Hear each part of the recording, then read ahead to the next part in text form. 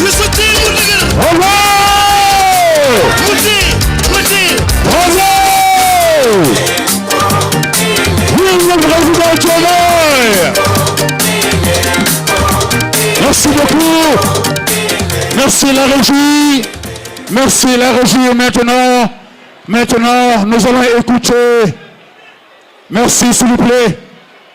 Maintenant, nous allons écouter Madame la superviseuse, Madame Aminata Touré. Sous vos applaudissements s'il vous plaît. Choco, Madame Aminata Touré. Merci.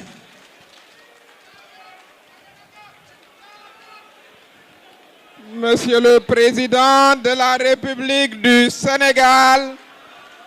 Bassirou Diomaye Diakhar Faye, saga ñaa ngi nii. Monsieur le Président, ñu ngi naan la bismillah, anglais yi naan ko welcome, welcome among your people here. Monsieur le Président, dañu bëgg ci sa tur commencer par Massawu Coono responsable yu bari yi nga xam ne jotuñoo yegsi ci salle bi wala jotuñoo sax dugg fii ci hôtel bi ndax danoo avance événement bu ñu amoon def ko rek mu yemandaay maanaam mu daan tudd li nga xam ne mooy parti bu bees bi nga xam ne moom ngay sos waaye nag ni ñu ko waxe woon dañoo bëtal lii tudd rek la ndax bés bu nuy xew congrès bu rëy lay doon ci stade bu rëy bu ko defee sunu responsable yi nga xam ne jotuñoo dugg ñu massawu leen am na sax délégation yoo xam ne dañoo jote ñibbi ndax ku ne rek amoon na yéene ñëw fekkee bés bi di un jour historique pour la démocratie sénégalaise. Monsieur le Président de la République, le 11 novembre, vous m'aviez écrit une lettre me demandant de restructurer votre coalition, la coalition Diomaye Président. Vous m'aviez donné des instructions très claires, des recommandations très claires, en me demandant de l'ouvrir à tous les Sénégalais et Sénégalaises, tous les acteurs politiques, non politiques, société civile, qui seraient intéressés à travailler avec vous pour la défense de la République et l'approfondissement de notre démocratie. Monsieur le Président de la République, ñi nga ko waxe woon noonu la ñu ko doxalee alhamdulillahi rabbil alamina mat na juróom-ñeenti weer kuy soxna rek xam nga juróom-ñeenti weer lu mu wundu ba tey ñu am ci gone goo xam ne moom la ñu war a tudd muy sunu parti bu bees bi. Monsieur le Président de la République nga may ma féliciter les leaders de la coalition Diomaye Président yi nga xam ne ñi pendant 9 mois la ànd ak ñoom ci liggéey wi ñu tollu ci 571 organisations maanaam partis et mouvements politiques ñoom ñëpp a ngi fi toog di wax aussi Monsieur le Président de la République nga jot leen a dalal ne sa maire yaa ngi nii aussi toog ñoom ñëpp biñ leen di xayma ce matin ils étaient 346 maires machallah tubarkal venant de l'ensemble du territoire bëggoon lañ leen jox kàddu yéen ñëpp waaye gis ngeen ni mu demee mu tàng moo tax vraiment président xam naa ne dina leen jagleel yéen it ay kàddu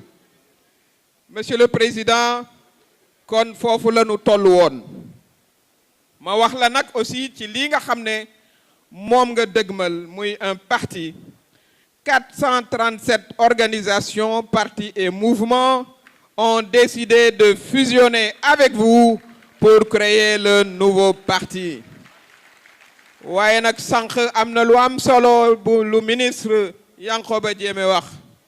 ndax Monsieur le Président da nga àndoon aussi ak sa ay frères de parti ñu ci bari ñu ngi fii qui ont choisi avec vous la République et le Sénégal ñoom it te ñu nekkoon ci parti bi nga xam ne ci ñi ko sos nga bokk doonoon secrétaire général bi ànd ak ñoom combattre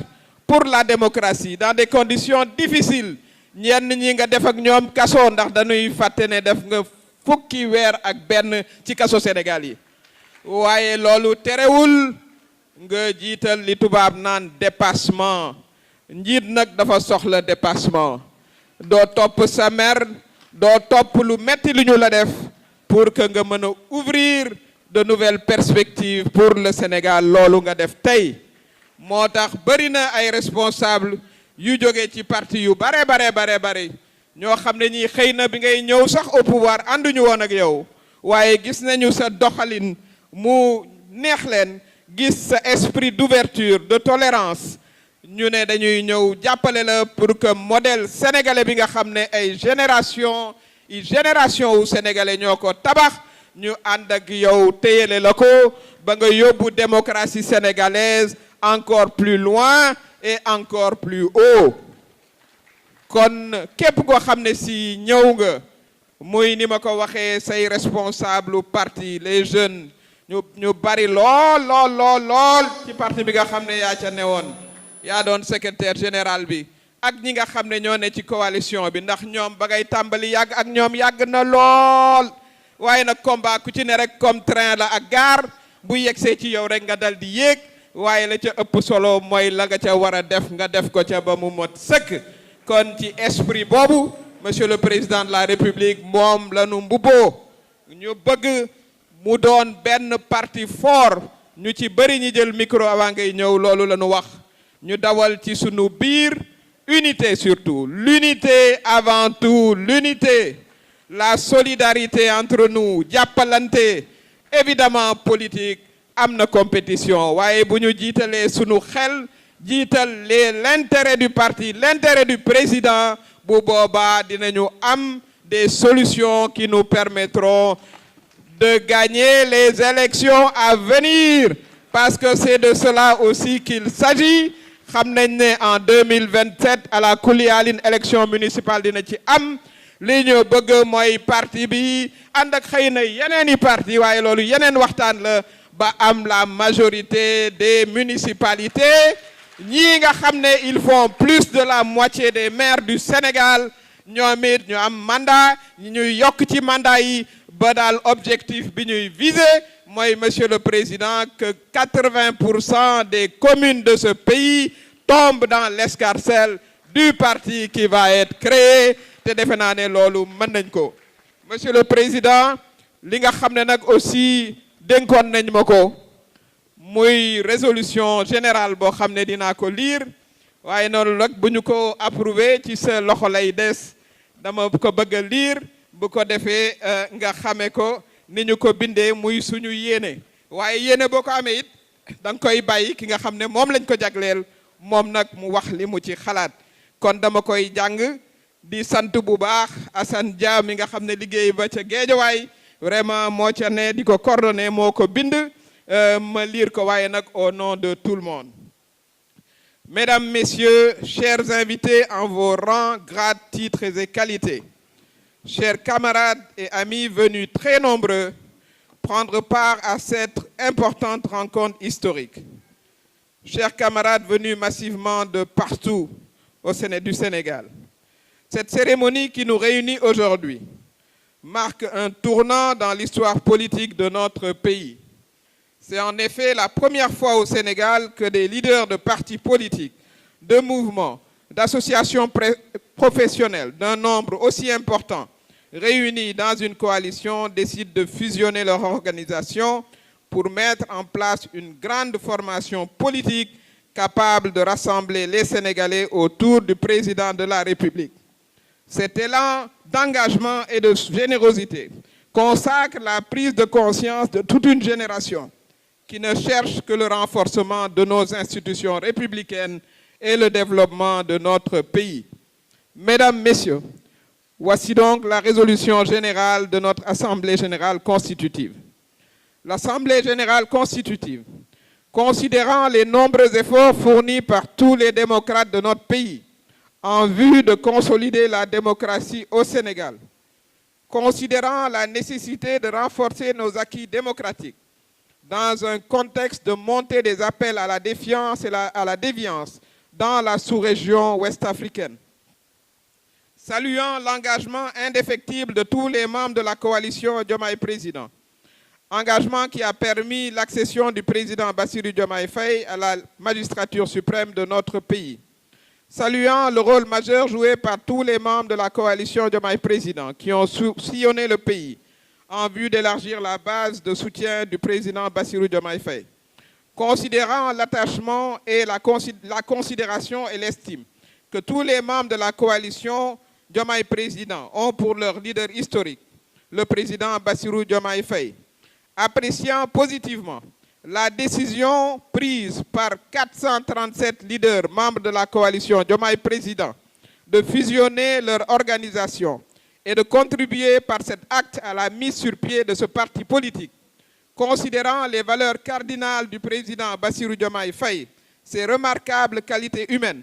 saluant les programmes et projets du président de la République, appréciant très positivement ses récents succès diplomatiques à la CEDEAO et à travers le monde, considérant les nombreux efforts du président Bassirou Diomaye Faye en faveur de la coalition et de tous les alliés, récents, anciens, efforts qui suscitent et entretiennent l'espoir et la confiance de tous. Décidons à l'unanimité et par acclamation de porter le président Bassirou Diomaye Faye à la tête du parti qui va être créé ce jour 25 juillet 2026. Monsieur le Président, voilà la motion qui a été faite, la résolution générale que nous laissons à votre appréciation. Je vous remercie.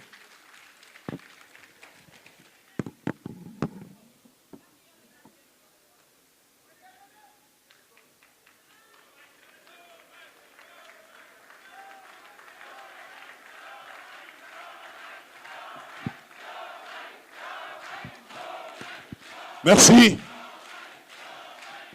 Merci beaucoup, Madame Aminata Touré, superviseur de la coalition. Merci, merci. Monsieur le Président de la République, votre présence parmi nous